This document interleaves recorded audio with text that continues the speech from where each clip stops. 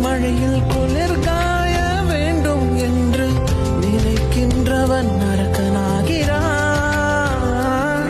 நான் பிறர் கண்ட கனவை கொண்டு உயிர் வாழ்வது சரியா என்று கேள்வி கேட்பவன் மனிதனாகிறான். நான் யார் இறைவா?